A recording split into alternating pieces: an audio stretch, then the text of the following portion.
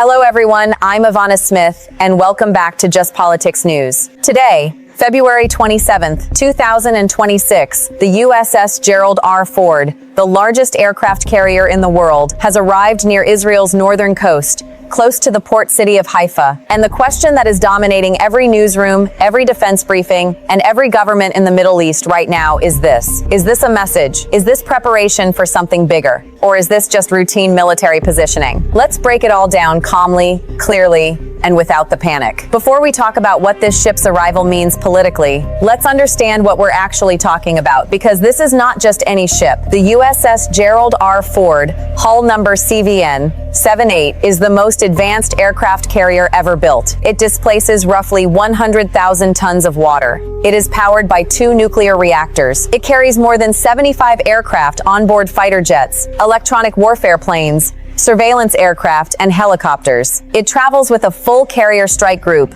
meaning a ring of destroyers, cruisers, and submarines protecting it at all times. The Gerald R. Ford is essentially a floating Air Force base. It can launch sustained military operations from the sea without needing a single airfield on land. That capability is precisely why its location matters so much right now. The ship left its home port in Norfolk, Virginia, back on June 24th, 2025. Since then, it has been on what has become a twice-extended deployment. It participated in operations in the Caribbean, including the mission to capture Venezuelan President Nicolás Maduro. It then transited the Strait of Gibraltar into the Mediterranean on February 20th. It stopped in Ceuta Bay, Crete, to resupply. And now, today, it has moved into the eastern Mediterranean near Israel's coast. This is the second time the Gerald R. Ford has entered the Mediterranean since it left Norfolk. That detail matters. This ship has been kept in the region deliberately, specifically, and for an extended period of time.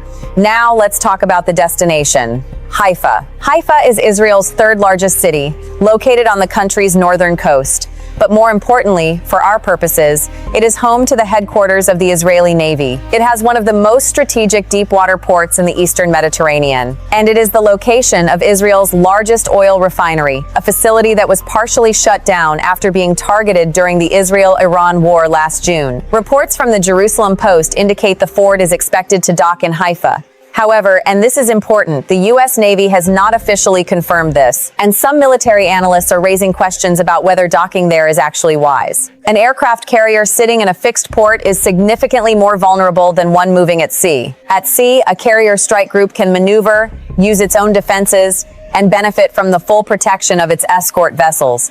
Docked in a harbor, those advantages are reduced. Military analyst Tyler Rogaway noted this concern directly, pointing out that placing a carrier at a fixed location like Haifa would make it, quote, a very attractive and high-volume target if Iran decided to retaliate. So why go there at all? 2 reasons. One is operational. Haifa gives the U.S. Navy a resupply and logistics point. The other reason is symbolic. A nuclear-powered supercarrier docked in an Israeli port sends an unmistakably clear message to Tehran. The United States is here, it is close, and it is committed to Israel's defense. The Gerald R. Ford doesn't exist in a vacuum. It is one piece of a much larger military buildup that has been accelerating over the past several weeks. Let's look at the full picture as of today. The U.S. currently has 2 full aircraft carrier strike groups in or near the Middle East and Mediterranean region. The USS Gerald R. Ford in the eastern Mediterranean, and the USS Abraham Lincoln, which has been deployed in the broader Middle East for several weeks. Beyond the carriers, the U.S. has been moving dozens of tactical jets toward the region, at least 12 F-35.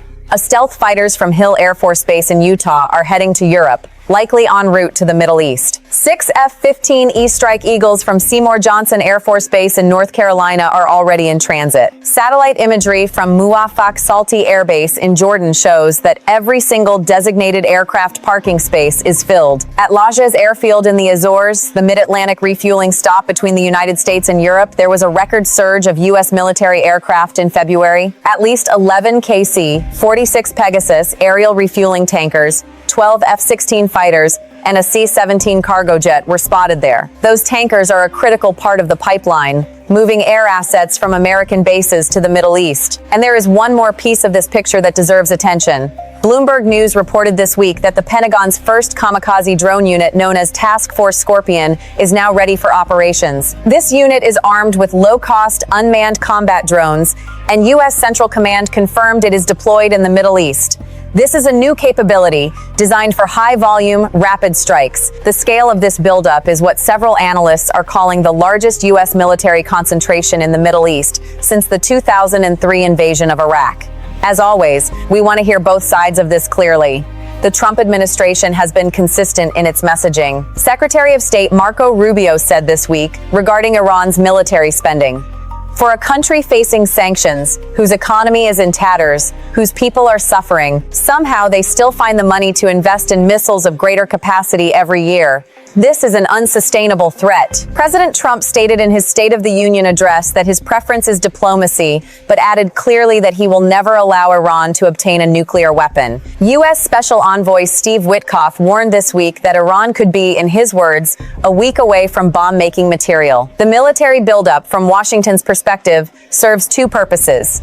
First, deterrence, making Iran understand the cost of aggression. Second, preparation, having assets in place if diplomacy fails entirely. There are also reports from Politico and other outlets that some voices within and around the Trump administration are actually hoping Israel would strike Iran first, which would give the United States political justification for joining the response. However, senior Israeli military officials pushed back on this idea directly, calling it a lose-lose situation for Israel regardless of the outcome. Iran has responded to the military buildup with its own warnings. In a letter sent to the United Nations Secretary General, Iran's government stated, "If attacked, all bases, facilities, and assets of the hostile force in the region would constitute legitimate targets in the context of Iran's defensive response. The United States would bear full and direct responsibility." Iran's Foreign Minister Araghchi, after the Geneva talks concluded without a deal yesterday, said that constructive proposals had been exchanged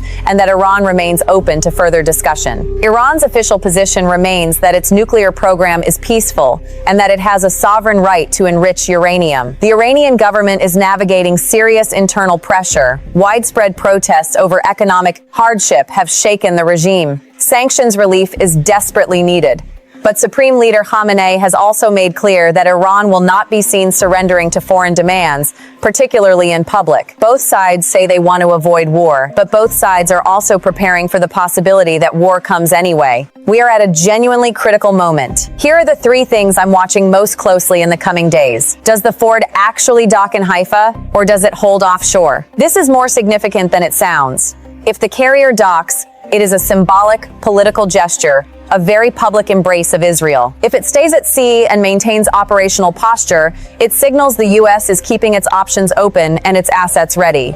Watch what the ship actually does over the next 48 hours. Do the technical level nuclear talks in Vienna next week happen, and what comes out of them? After the Geneva talks ended without a deal yesterday, both sides described the session in cautiously optimistic terms. Technical discussions are reportedly scheduled for Vienna at the International Atomic Energy Agency. If those talks collapse or if either side walks away entirely, the diplomatic window closes significantly. Does Congress move on Iran war powers legislation? House Democratic leaders announced this week that they plan to force a vote on bipartisan Iran war powers legislation introduced by Representatives Ro Khanna and Thomas Massie as soon as Congress reconvenes.